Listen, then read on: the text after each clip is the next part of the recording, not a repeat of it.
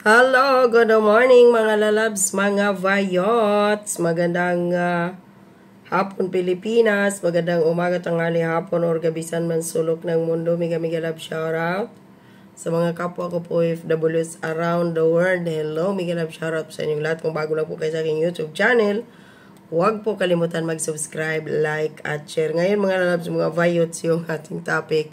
Matatandaan ninyo yung grabe ang kumbaga sa Bisaya patigbasa ay basa ayuda diha sa Davao area region, no? Davao del Sur, Davao Oriental, Davao del Norte, at kung saan-saan pa, no, na lugar na pinagyabang ni Bongbong Marcos na 1 billion daw ang kanyang pinamigay, pero hindi naman napunta lahat sa mga mahihirap. May isa pa nga doon na lula na sa Tagum, no, na nagpila doon ng 13 hours. Parang cyst o lang daw ang kanyang natanggap. So si Ateng nabuntis sa sinawilan na Davao del Sur, nagpila, nakakuha ng slot. 2 days siya nagpabalik-balik doon, buntis. So pumila from 8 a.m. to 5 p.m. Tapos yun, nung nakuha na niya yung pira, ay pinapunta doon sa dalhin daw sa barangay hall yata. Tapos yun, pagbalik niya, mangyak-nyak na siya kasi 1,500 lang binigay pa, bilang-bilang pa siya, no, ng 10,000. So balikan natin yun mga lalabs, mga bayots, dahil may bagong eksena ngayon sa bangha na binalik ang 8,500. So kumpletong 10,000 ng kanyang nakuha dahil nahiya siguro yung kapitan dyan sa barangay Sinawilan dahil talagang trending siya ngayon sa buong social media na yun, gumaya sa presidenteng magnanakaw, mambubudol, no, binudol kahit buntis, hindi naawa. So balikan natin yung unang araw na natanggap ni Ateng, no, na buntis yung tawag dito, pira, na binilang niya ng 10,000. Tapos after nun, umiyak siya dahil 1,500 lang natira, no. So balikan muna natin yun at punta tayo doon sa binalik yung pera. Mauni ang akong ipila-pilahan ng makaadlaw, guys. Nagkuha ko kuan plain stub ka aking nanging adlaw, guys. Tapos kuan gahapon sa DSWD na kwarta. Yatag gahapon alas 8 na gikan na uli ko alas 5 sa hapon. Niluin mo yun. Bila, guys. Yan Tapos sa buntis pa. kwarta ha, guys. 10,000, guys. Nako, laki-laki na din yun na tulong. 4, 5, 6, 7, 8, 9, 10. 10,000, guys. 10,000.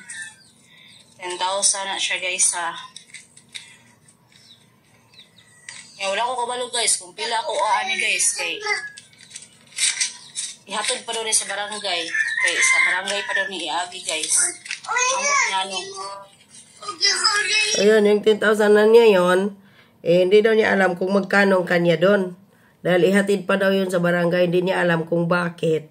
So ngayon, after niya magbilang ng 10,000 na yun, so napunta na siya sa barangay. So ito yung resulta ng kanyang 10,000 kung magkano ang kanyang kumbaga sa Bisaya pabahin. O ito yung kanyang nakuha. Jesmel, ako ang giyatan sa gahapon sa DSWD, Jesmel. Pag ako man, kaya patuon ng barangay, parang ang kwarta dito, sa barangay Sinawilan. Mura ni giyatan sa kuha, 1,500, bra. Gawat, Jesmel, akong gawat kahapon buo. Sakit ka ayo, grabe ka.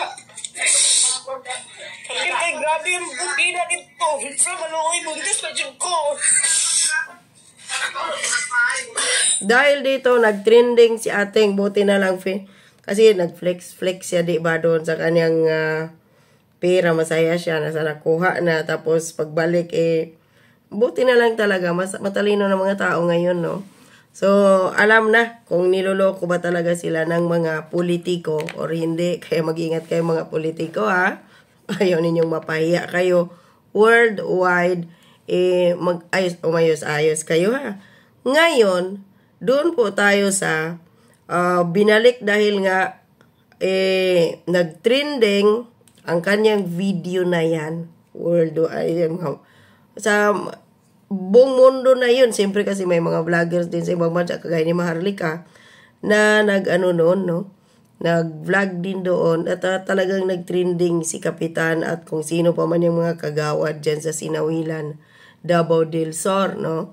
At ang masasabi ko lang, hindi po lahat ng part ng Davao Region ay pinuntahan ni Bongbong Marcos at ni Martin Romualdez at namimigay ng ayuda dahil doon sa amin banda sa dulo. Sa may Davao Occidental, hindi po siya pumunta doon dahil alam niya, hindi man yun maka Marcos. Yung pinupuntahan lang po mga lalabs, mga bayots ni Marcos Jr. na mga lugar sa Davao area, Davao Region, at kahit pa dyan sa Luzon, Visayas, Mindanao, kung saang mga lugar pumunta si Marcos, ang pinupuntahan niya doon na area lang, binibigyan ng tulong, ay yung mga namumuno doon, mayor, gobernador, congressman, ay yung nasa side niya. Yung humihimod sa puwit niya, kasi yung mayor doon sa amin at yung gobernador, mga Bautista, sa Occidental, hindi man niya yun basta-basta mapahimod puwit dahil mga mayayaman din ang mga yun. Walang tulong doon sa amin. Doon lang siya sa Davao del Sur dahil yung mga kagas doon, Mayor Kagas, yung mga gobernador doon, Marcos yun. Kaya doon lang siya, doon siya sa Tagum. Bakit? Dahil tinanggal ni Bongbong Marcos si Governor Hubahib na maka-Duterte din yon, sinuspindi ng 6 months dahil pinayagan mag-rally doon yung Hakbang Maisog. At ang nakaupo doon ngayon at ang mayor ay Marcos. Kaya andoon sila. See the difference? So, hindi pantay si Bongbong Marcos sa mga Pilipino. Hindi lahat po ng mga Pilipino ay nakatanggap sa kanyang ayuda. Pili lang po. So, ngayon dito tayo, mga lalabs, mga bayot, sa sinuli yung 8,500 dahil napahiya, no, yung mga tawag dito, yung kapitan at yung mga pinuno dyan sa barangay sa Sinawilan, no, nag-trending na sila ay kawatan. So, ito ay sa isang vlogger na si Dato Koyex, no, courtesy sa kanya. So, ito, binalik yung pera. No, pakinggan natin, ha. Bilangin daw kung magkano. Kaya ka lang, batang. 1, 2, 3, 4, 5, 6, 7, 8,500. Ayan. Kimuhang nadawat atong agi 10,000. Tapos, ikuha ang 8,500. 8,500. Dahil mo kwanta, 10,000 ginatag na nakasubri pa dyan. Kaya, kuha. Pagbalik sa kuha. Kung tayo dito sa kuha, 1,500. 1,500 na lang. Kasi kakuha sa kwarta mo. Si Kapitan. Ayun. Mismo kakuha. Si Kupitan daw mismo kumuha ng 8,500. At na-interview din yan siya, no, na sinabi niya parang may 23 daw yung katao, na kumukuha sila ng mga tao na pinapapila doon. At pag naipon na yung pera na yun, pinaghati-hatian nilang mga parang mga barangay official something, no. So, hindi ba sila nabigyan dyan ni Marcos at ni Kuan? Imposible yun.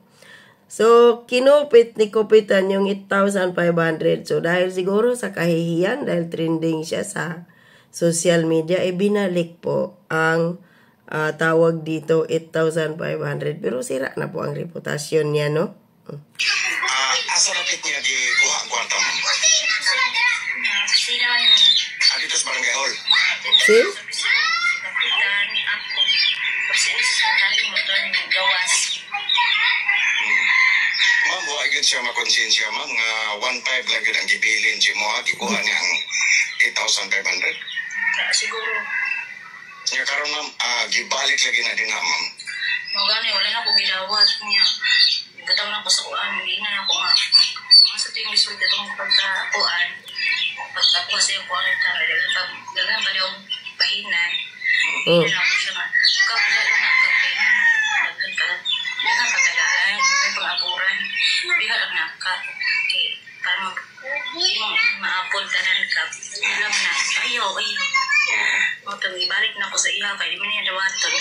mo siyang bulsa. Dari paggawas. Kaning kwartahan. Kaning kwarta. Anak niya. So, So, binalik, di niya tinanggap ni Buntis. Tapos, sabi niya, wag na, kasi para paghati-hatian na lang ninyo doon. So, ayaw ni Kapitan. So, nilagay daw ni ating Buntis sa kanyang bulsa yung pera. So, kasi ayaw nang kunin ng Kapitan din. Pinalik sa kanya dahil nga napahiya si Kapitan. Dahil hindi kasi siguro inasahan ni Kapitan na yung si ating Buntis, nag-flex sa social media na nakatanggap siya ng 10,000. Tapos hindi din siguro inaasahan ni Kapitan na nag-flex din si ating na umiiyak na 1,500 lang nakuha niya sa 10,000 na yun, no? At hindi inaasahan na mag-trending yun. So kaya napahiya si Kapitan, binalik. So ngayon, hindi na tinanggap. So, parang iniwan, no, sa misa, tapos tinakluban ng batya, ng maliit na planggana. Sabay siya gawas. So, dito di ang nagibilin niya dito. So, iya kang gibilin. Oh, iniwan. Agad ako may magsuon dari. Kita dyan sila sa pamilya. Siya buhatan So, na andyan nga the witness, yung mga kapatid niya na nakita niya na si Kapitan ay iniwan yung pera sa misa at hindi na niya kinuha balik. Kasi ayaw tanggapin na ni Buntis Tapos ayaw na rin tanggapin ni Kapitan dahil nga napahiya. kwartahan din hagi botang yun na niya iya magibilin. Ako ba lang guys, akong bar na yun. Asawa pala niya nagtakip. Pilagdan kaya kasi baliktaron daw ni. Correct. Ayun. So, iniwan lang daw, tinakpan ng asawa niya, ng mister niya, yung pera ng batya. Dahil baka mamaya, gagawa ng istorya na naman yung Kapitan at baliktarin sila. Kaya yun. So, sinuli. So, napahiya si Kap. Oh, it's too late, Kapitan, no? At the rest ng mga barangay officials. Hindi ko din masisi sila kung sila ay ginawa nilang mga ganyang trabaho, gawain. Bakit? Nakikita kasi nila na yung presidente ngayon ay magnanakaw. No? 10,000 binibigay sa ayuda ng mga tao. Billions po ang naibubulsa ng tawag dito, ng mga nasa Congress na Martin Romualdez and the rest of the gang, Marcos Jr. May paano pa nga siya dito, na sabi niya, nagbigay daw siya ng, magkano ba, 1 billion daw ang naipamahagi ni Bongbong Marcos sa Mindanao. 10K daw sa Zamboanga, number of beneficiaries, tag 10K. Tapos, sabi dito is, amount per beneficiary, 10,000. Tapos, total of assistance per area is, tag 1 million. So, 178 million daw ang kanyang naipamigay sa Mindanao. Ang tanong, napunta ba lahat ng mga pirang ito sa mga beneficiaries, which is hindi. Mas marami yung nakupit ng mga barangay officials pa dyan sa mga, tawag dito, DSW din ng mga lokal at kung saan-saan pang barangay, mga sangay, no? Mas marami yung napunta doon kaysa mga totoong dapat makatanggap ng tag 10,000, no? At hindi din dapat ipagyabang ni Bongbong Marcos kung hindi ba naman siya bangag talaga, pagyabang niya na ganun kalaki. 470 something, no, na million yung napamigay niya sa Mindanao na ayuda. Hindi naman niya pera yan sarili. Pera din yan ng taong bayan. Tax din nila yan. So may karapatan silang tumanggap at hindi niya pwede pagyabang yun. Di yung kanya. Mahiya siya sa sarili niya, no. Pero walang hiya si Bongbong Marcos. Alam na natin kung bakit. Sobrang pagiging bangag kaya nawawala sa wisyo.